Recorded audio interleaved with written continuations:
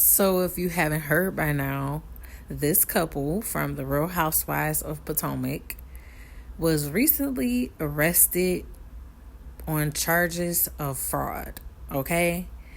And so, this seems like a very important topic to discuss just because these two people are very prominent people. Okay? If I'm not mistaken, Eddie is an attorney, Wendy is the doctor, and he is the attorney. He's a business owner and he has a pot business, okay?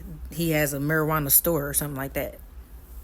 And she is a doctor, which is, like I said, a very prominent position. And also, she was a professor. So, with all that being said, these two people, they seem to have made, allegedly, a huge mistake.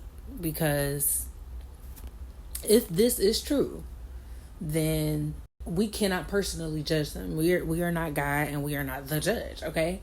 But from the outside looking in, this is just horrible. You know what I'm saying? Why throw away your good name and tarnish that for money? You know what I mean? And well, it's obvious because they needed the money or they wanted the money and probably was just being greedy.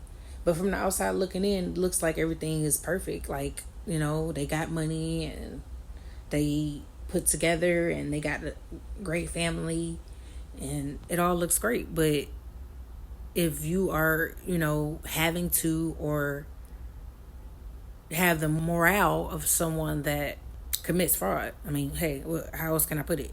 You ain't so good after all. And that just brings me to another thing. You have to personally keep your name clean because your name is all you have. As you can see, even if this incident is true or not, their names are tarnished. And everyone is looking at them like they're thieves and liars. And you really can't trust them. You know what I mean? And I'm not saying that this is not common because people do this all the time. They say they, didn't get something or they return stuff or, they make an insurance claim and it ain't necessarily all factual. This is something that they do. Or they charge their credit card and then they call the credit card to get the refund. You know what I mean? After they've enjoyed the services. They get away with it a lot. They do it for vacations and whatnot and say, okay, well, I wasn't there and I live here, but they just went on a vacation and it turns out to be a free vacation because they pretty much did a chargeback on their vacation. That's a small scale though. That's like, $1,000 here, less than $1,000, $500 here, a few $100s. They get away with it. But at the level of these two, 400,000, now it's like, now they're the villains. But hopefully it's not true, or hopefully, if it is true, hopefully they don't get no time in prison. I don't think that they deserve that. I think the public scrutiny and the fact that the threat that they could possibly be taken away from their family is enough. But that just goes to show you, like, in the real world, your name means everything. Like, don't get caught up with the driver thing, like, and driving with a suspended license and no insurance. That's a quick way to mess up your name and to tarnish your name.